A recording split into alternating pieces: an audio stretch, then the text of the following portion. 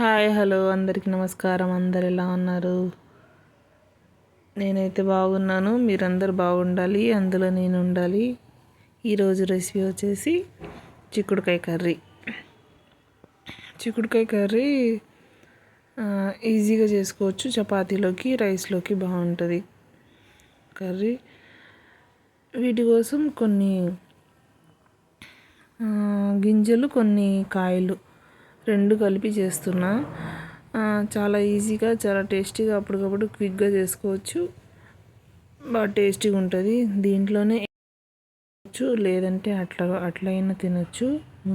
ముందుగా ప్రాసెస్లో వెళ్ళిపోదాం. స్టవ్ ఆన్ చేసుకొని కుక్కర్ పెట్టుకున్నా. కుక్కర్లో చేస్తున్నాను చిక్కుడుకాయ.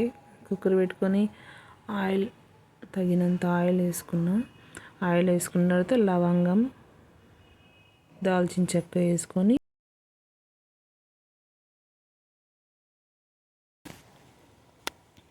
కొంచెం మగ్గాలి. ఆనియన్స్ మగ్గిన తర్వాత నేను పేస్ట్ వేసుకోవాలి. ఏంటంటే కొంచెం ఆ పేస్ట్ క్లిప్ మిస్ అయింది, దానికని నేను చెప్తున్నా.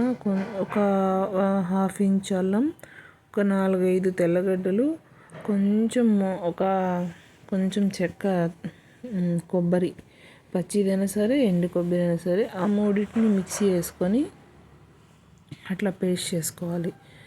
మూడిటి కలుపుకొని పేస్ట్ చేసుకున్న తర్వాత ఆ మిశ్రమంని దాంట్లో వేసేసేయాలి. వేసి బాగా కలుపుకోవాలి. పచ్చి వాసన అంతా పోయేంత వరకు, మసాలా అంతా పచ్చి వాసన పోయేంత వరకు బాగా ఫ్రై చేసుకున్న తర్వాత కొంచెము ఇప్పుడు పసుపు, కారం, ధనియా పొడి అవన్నీ మొత్తం వేసేయాలి దీంట్లోనే. ఒకటి తర్వాత కొంచెం లైట్గా ఆయిల్ వస్తుంది సైడ్లో. వచ్చిన తర్వాత ఇవన్నీ వేసుకోవాలి. మిరప్పొడి 1 స్పూన్, మీ కారం తగ్గినట్టు మిరప్పొడి, ధనియా పొడి, కొంచెం పసుపు అంతా వేసి బాగా కలుపుకోవాలి. దాంట్లో మసాలాతోనే వీటిని కూడా ఫ్రై చేసుకోవాలి.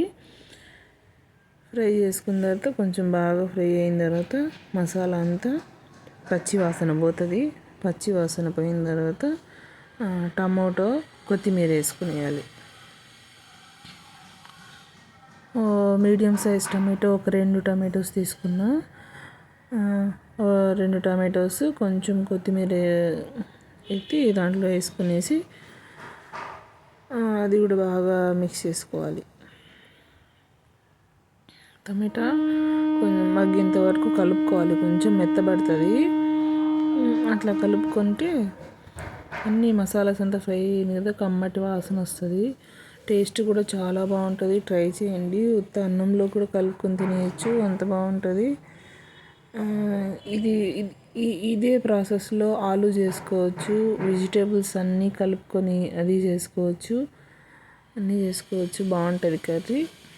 అంత ప్రాసెస్ అంతా అదే. చిక్కుడుకాయ బదులు ఏ వెజిటేబుల్స్ వేరేవైనా వేసుకోవచ్చు. ఇవంతా వేసుకున్న తర్వాత బాగా మసాలా అంతా పట్టేటట్టు బాగా కలుపుకోవాలి.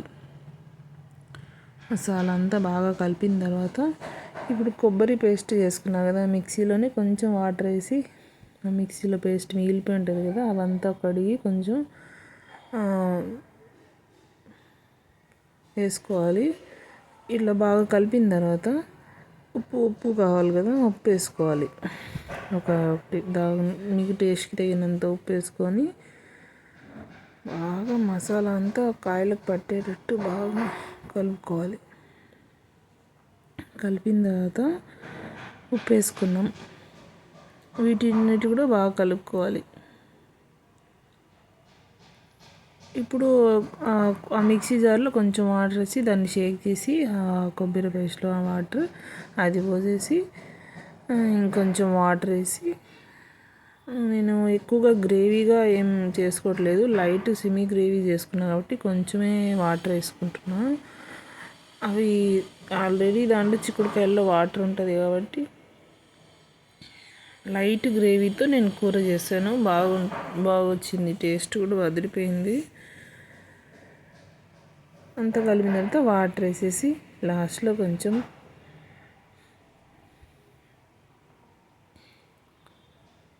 గరం మసాలా వేసి 1 టీ స్పూన్ గరం మసాలా అంతా కలుపుకొని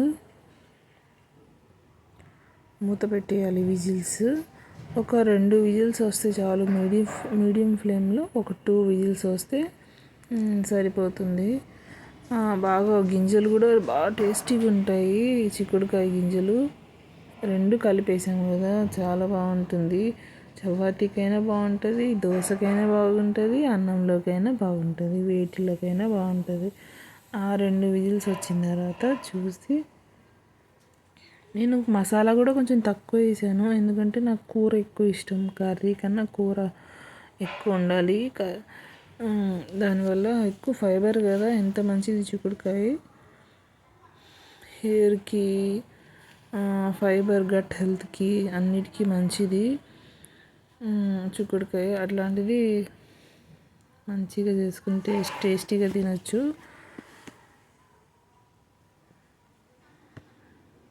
చూడండి బాగా ఉడికిపోయింది, వాటర్ అంతా బాగా బయటకు వచ్చింది. ఎంత ఎంత ఇదిగా ఉందో, ఎంత బాగుందో, మెత్తగా బాగుంది. అసలు ఏమీ నుజ్జు గుజ్జు కాలేదు. అట్లా కుక్కర్లో వేస్తే ఏమవుతుందంటే కొంచెం పిసపిసగానే అయిపోతుంది. అట్లంతా కాకుండా కరెక్ట్గా పర్ఫెక్ట్గా వచ్చింది. అన్నంలోకి పప్పు చారులోకి నంచుకొని తింటే ఎంత బాగుంటుంది. ట్రై చేయండి ఒక్కసారి. నచ్చితే లైక్ అండ్ సబ్స్క్రైబ్ చేసుకోండి.